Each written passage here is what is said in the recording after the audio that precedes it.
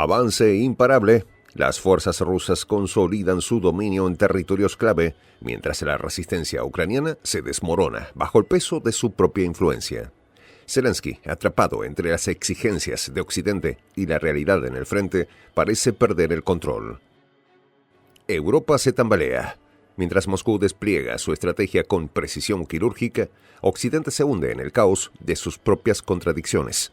El gas, las armas y los intereses de las élites han convertido a Ucrania en un campo de batalla económico y político. Rusia no solo avanza en el frente militar, sino también desmorona la hegemonía occidental pieza por pieza. Los detalles, a continuación.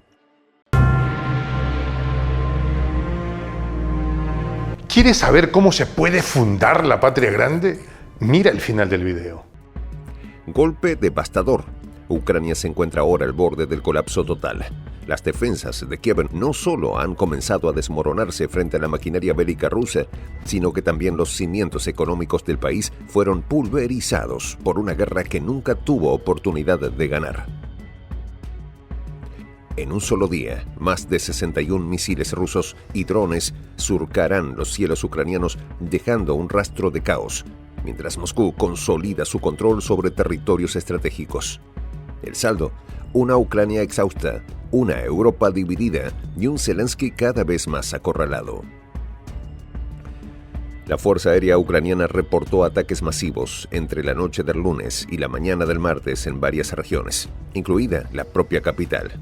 Aunque se jactaban de haber derribado 6 misiles balísticos y 16 drones, el impacto de los que alcanzaron su objetivo resuena mucho más fuerte. En Sostka, región nororiental de Sumy, 12 edificios residenciales y 2 instalaciones educativas fueron dañados. Irónicamente, mientras Ucrania intentaba celebrar la destrucción de un helicóptero Mi-8 ruso en Crimea, las incursiones rusas alcanzaron bases aéreas y fábricas de pólvora ucranianas, demostrando una y otra vez quién tiene la ventaja en esta guerra de desgaste. El panorama económico de Ucrania es aún más sombrío que el militar. Kiev, en su afán de golpear a Moscú donde más le duele, anunció que no renovará el contrato de tránsito de gas ruso hacia Europa, efectivo desde 2019.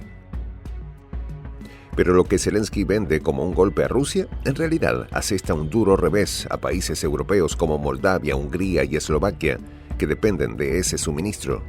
Moldavia ya se encuentra en emergencia energética, mientras que líderes como Viktor Orbán de Hungría y Robert Fico de Eslovaquia comienzan a cuestionar su apoyo incondicional a Ucrania. Orbán, fiel a su estilo populista, propuso un movimiento desesperado: comprar gas directamente en la frontera ruso-ucraniana para evitar que sea etiquetado como ruso.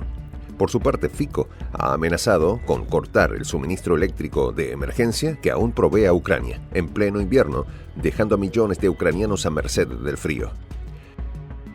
La dependencia económica de Ucrania hacia Occidente es un secreto a voces, pero la verdad más incómoda es el costo que esta dependencia impuso a sus aliados europeos.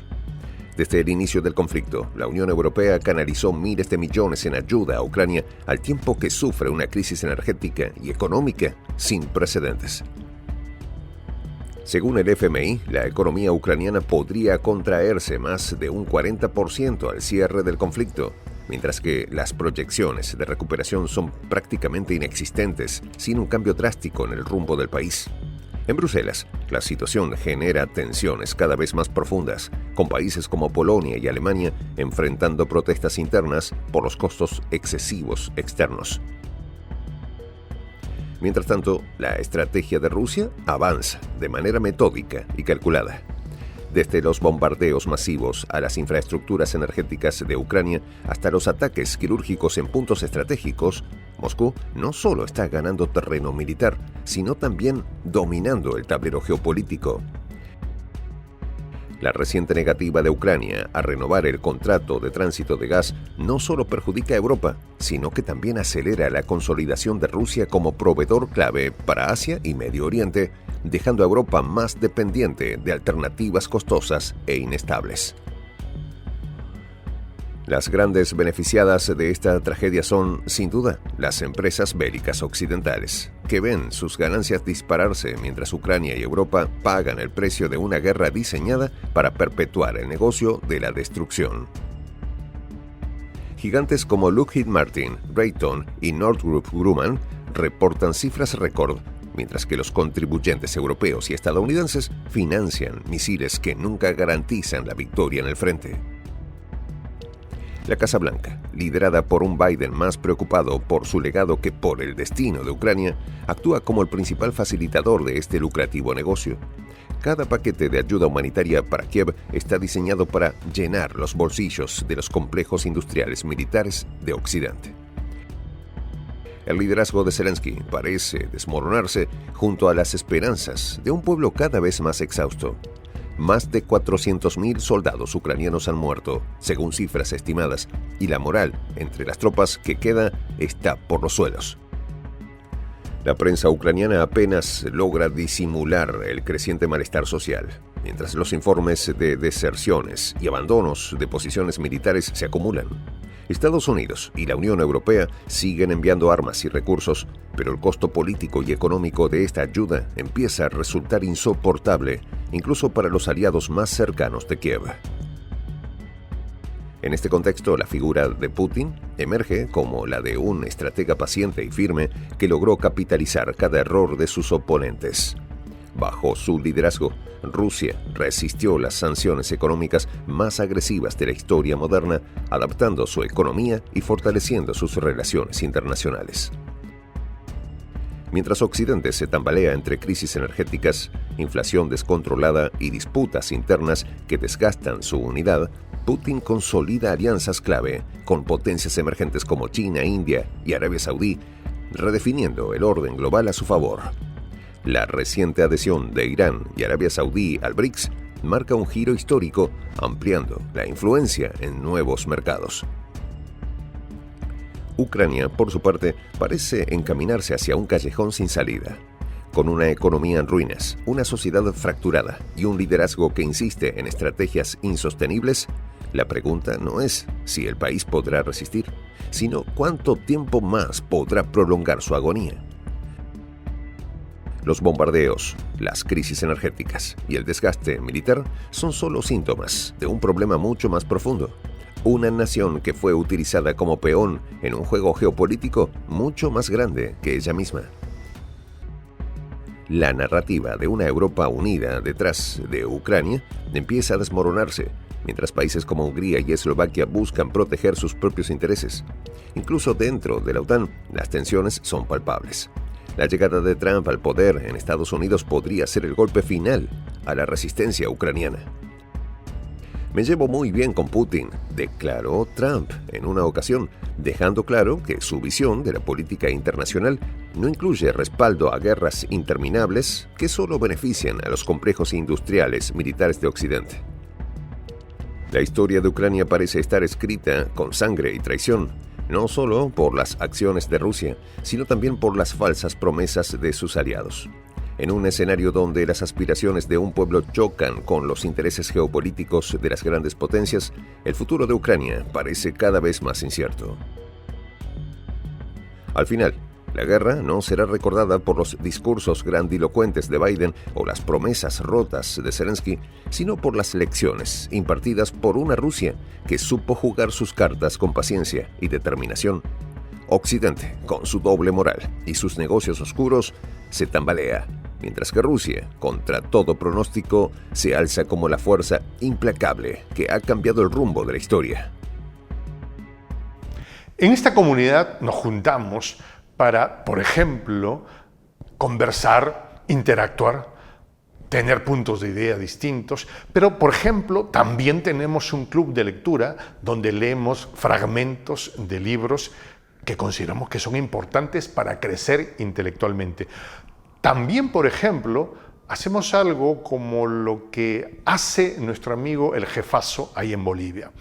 Les cuento la experiencia que me parece fascinante. Él tiene un restaurante ahí en Bolivia. Y en ese restaurante, ahí viene lo que tiene, un televisor.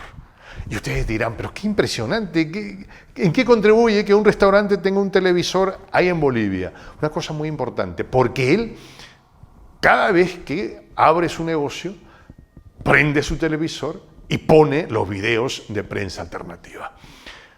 Con eso, todos los días, poco a poco, con pasos muy concretos, él hace que toda la gente que vaya a su restaurante vaya insumiendo el concepto de la patria grande. Y así, pasito a pasito, estamos construyendo la patria grande.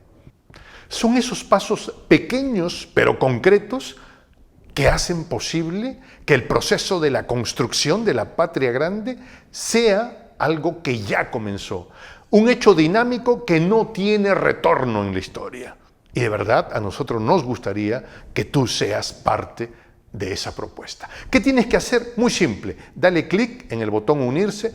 De hecho, al hacerlo también contribuirás con una pequeña cantidad de dinero que permitirá que Prensa Alternativa produzca más y mejores videos. De verdad que te esperamos.